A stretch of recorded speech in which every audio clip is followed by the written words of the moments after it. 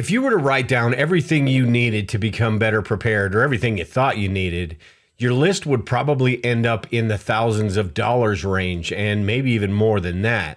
And that's if you don't add the bug out location with 10 years of food stored or the Zuckerberg style doomsday bunker, right, that everyone wants. Today, instead of going over some of these I wish I could afford or that would be nice to have supplies, I want to review some of the survival supplies anyone can afford. In this video right here I did a little while back, I talked about how the small details usually destroy a perfect plan, like not having a can opener or getting a flat tire when you're trying to get home or bug out. So today I want to go over some of these smaller supplies that are not necessarily essential, but in some situations absolutely could be. Also, after you're done watching, if you enjoyed this video or any of my other videos, make sure and hit the like button and subscribe to the channel. This helps the channel reach other people who are interested in preparedness and also lets YouTube know that you want this type of information. So with that, let's go ahead and dive into this list. And honestly, 20 items is only really scratching the surface of these lower cost supplies. So if you have anything to add, make sure and leave a comment below and give everyone else watching some of those ideas. So the first one I've got here is an alcohol stove, and alcohol stoves are for like 15 or 20 bucks, are a really convenient item to have. You can put different types of fuel in these, from Everclear alcohol to denatured alcohol, which I think is the best because you can burn it indoors, and even isopropyl alcohol. I did a video a little while back about indoor cooking options, and an alcohol stove really is one of the most convenient and the least expensive options there are cooking indoors. If you want to boil a pot of water or you want to cook a can of beans or soup or something like that, the alcohol stove will absolutely get that done and do it in 10 or 15 minutes. So an alcohol stove is something that I think everyone should have a couple or a few of just lying around the house just in case, along with some fuel to go with it. The next one I have is a solar crank radio, or at the very least a crank radio. I've got a couple different types and I've tried a few different kinds, and for around $50 you can get a pretty decent radio. There are some that are more expensive, but in my experience they all work basically the same. You get the NOAA radio stations, you get AM and FM as well. In a grid down situation, this may be your only source of information, that weather radio. Now there's ham radios and things like that as well, but this is going to be something that in a grid down situation you'll want to have on all the time. And a crank radio is a great way and could possibly be the only way of getting information about what's happening and how long it's going to be going on. Next, I have the little power banks, and these are not going to power up your home or power up large appliances. But having a couple of these laying around the house to be able to charge cell phones, tablets, those smaller things that you might need are great to have. Now, keep these away from teenagers. Trust me, I know this from experience, because in an emergency or disaster, you'll find that you have 3 or 4 of these power banks that are 100% drained. So make sure and keep on top of those. But these are a great supply. Like I said, they're not going to power your home, but it could be a great emergency power option for the smaller electronics. Next, I have water filters, and there are a few different kinds that you can get for around $20. I would stick with the name brands that are reputable, like the Sawyers, the Live Straws. Hydro Blue makes some really good water filters. You've also got the Katadyn water filters that are pretty good, and even the Zero water filters. But get a few of these smaller water filters. The Sawyers can be used with buckets. They're a little bit more convenient than the Live Straw because you've got to stick the Live Straw in the water, where the Sawyer you can fill up a bag. But all of these small water filters, you just never know when you're going to need them. And while these aren't going to get a lot of the things the more expensive water filters will get, these are going to do the job 90% of the time. So for the price that they're at, it just makes sense to go ahead and get a couple of these, put them in your bug out bags, put them in your vehicles, just have a few of these laying around just in case. And sort of along the same lines as water filters is water containers. You can get these relatively cheap. Walmart has the Aquatainer, which I believe is like $10, $15. But if you just space this out over the course of a year, maybe get one a month or so, over that course of the year, you'll have 50, 60, 70 gallons of water stored, and you'll be headed in the right direction. So it's not like you need to go out and buy a whole bunch of them all at the same time, but it's always good to have some of this water stored. The ones that I sell over at the SHTF shop and the ones that I use, you can get a case of 6 of them, and they are a little bit more sturdy than the ones that you would get from Walmart, but there are all sorts of different kinds you can get on Amazon as well. Work on your water storage and maybe get 1 or 2 of these water containers every month or so, and eventually you'll look back and you'll have quite a bit of water stored, and you'll have to figure out where you're going to put it all. The next one I have is first aid supplies, and this is not necessarily the kits, but the supplies themselves. And while most of us have, 100 different types of Band-Aids, there are other supplies that we need to deal with the larger injuries that may happen in these disaster situations. And if you do find yourself in a situation where you do need these, you're going to use a lot more than you thought you would. So having gauze pads and dressings and ace bandages and those things for those larger wounds rather than just the little boo-boos is really important. And you can get these sort of the same as the water containers over the course of time. Get a few of these, add them up, maybe use some to practice with, but you can get these over the course of time and not spend a whole lot of money all at once. And again, you'll look back a year from now and be amazed at how many first aid supplies you actually have and how well stocked you are in the first aid category. And while you're getting those first aid supplies, you may as well get some over-the-counter medications as well.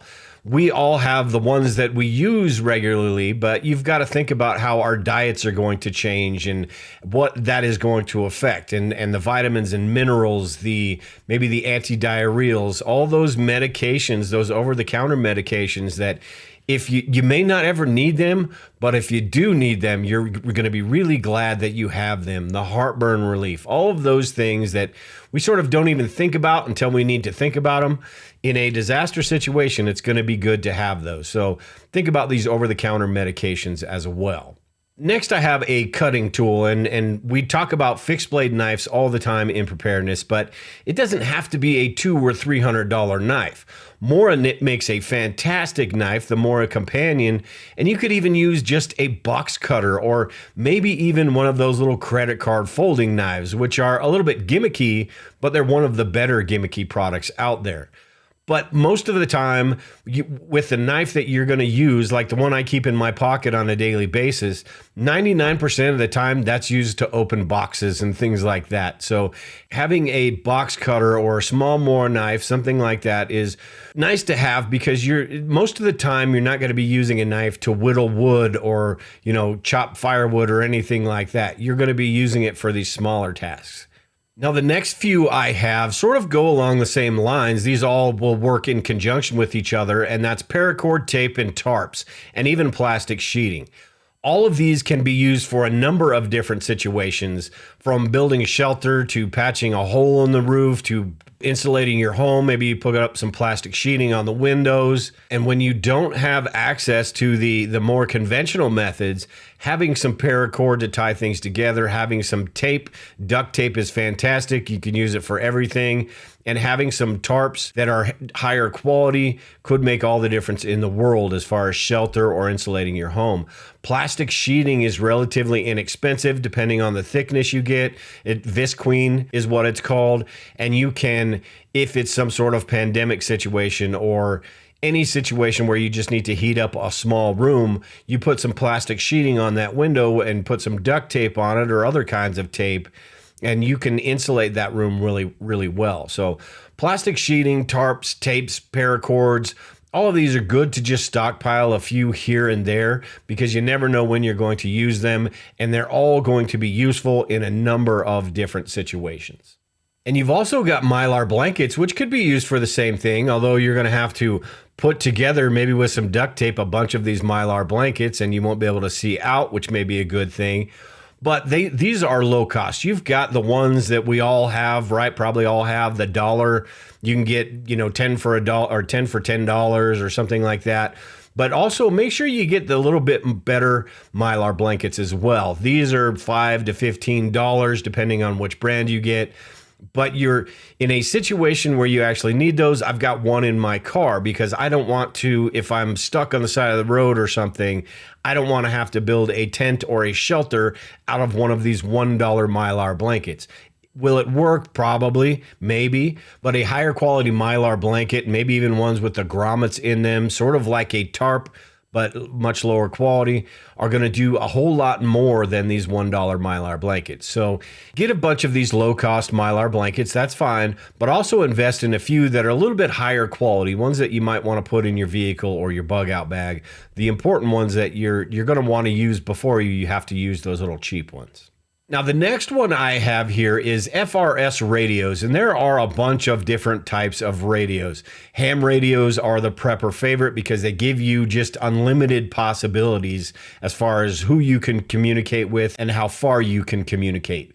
But the reason I chose FRS radios is because you can get these fairly cheap, and these are basically walkie-talkies. You only have a couple channels you can communicate on, but if you are in a bug-out situation or you are traveling or maybe the neighborhood is getting together, FRS radios are free to use. You don't need a license for them. Granted, there's only a couple of channels, and you're only going to get a mile or two range unless it's complete flat line of sight, and then you can get further than that. But they are low cost, and they are a way to communicate with family members, for neighbors, or if you're traveling in two different vehicles, you can communicate with each other and coordinate a little bit better. So for the price that these are, I think it's important to have just a couple of these FRS radios. And if you want to graduate up to the GMRS, which is one level above FRS, it does require a license. And then the ham radio, which is far above all of these, you can do that later on, but at least have these low-cost FRS radios. The next one I have here is thrift store gears. You can find a lot of really cool stuff at the thrift store. Maybe not on one visit, but if you go periodically, you can find camping supplies. Like I've talked about before, how you don't need a $100 or $200 bug out bag, but you don't want one that comes from Walmart that may be $20-30 and it's going to fall apart on you. The thrift store is a great place to find these bags and sort of gray man bags as well. They're not all tactical and things like that, but a lot of these will be high quality bags. You can find camping gear. You can find all sorts of different things, even movies for just entertainment, DVD players. I don't know if you can find VCRs anymore, but maybe those as well. There's a lot of things that you can find at the thrift store. You just need to go look. And like I said, maybe periodically check back and just see what they have. You just never know. Next, I have storage bins or 5-gallon buckets. The 5-gallon bucket, preppers love 5-gallon buckets because you can basically do anything with them. You've got the 5-gallon bucket toilet. You can use them as, a seat or a chair. You can store things in them. And the longer you go about preparedness, the more stuff you're going to have. And keeping organized is going to be really important. Otherwise, you're going to get overwhelmed and burnt out. Storage bins are fantastic. We preppers love our kits. And the storage bins allow you to put certain things in certain kits. That way, when you do need them, you know exactly where they are, or you can find them relatively easy. Storage bins, I use storage bins from everything from our long-term food that I make in the Harvest Right freeze dryer to some of these supplies that may go in a bug out bag or my vehicle. I've got some smaller storage bins in my vehicle. 5-gallon buckets are fantastic for everything. They stack pretty well and pretty neat and convenient. So having some of these, and like I said with everything here, getting these over the course of time and having some of these really will help you stay organized and help you put together these prepper kits or these preparedness kits that you can just grab when the time comes. And another item that is low cost and could cost you absolutely nothing is education. Education is absolutely free unless you buy some of these books, but it is one of those low cost items in preparedness that is going to have the biggest impact, because the more you know about these things, the better you're going to be able to spend your money better because you know exactly what you need and why you need it. And two, when these situations do come up, maybe you have some of the physical copies of these books and you can refer to those, or that information will be in your head and you'll know how to react to a situation. Now, there's a whole lot more that could be added to this list, probably hundreds of items, right? But it's just as important to not waste money on things we don't need or things that don't add much to our preparedness level. Have a look at this video I did where I covered some of the items that may seem like they're great, but the money you spend on them would have a bigger impact elsewhere in your preparedness. With that, I am done here today, everyone. Like I said earlier, make sure and leave your comments in the comment section below about some other low-cost items. But with that, take care and prepare, everyone. We will talk to you all later.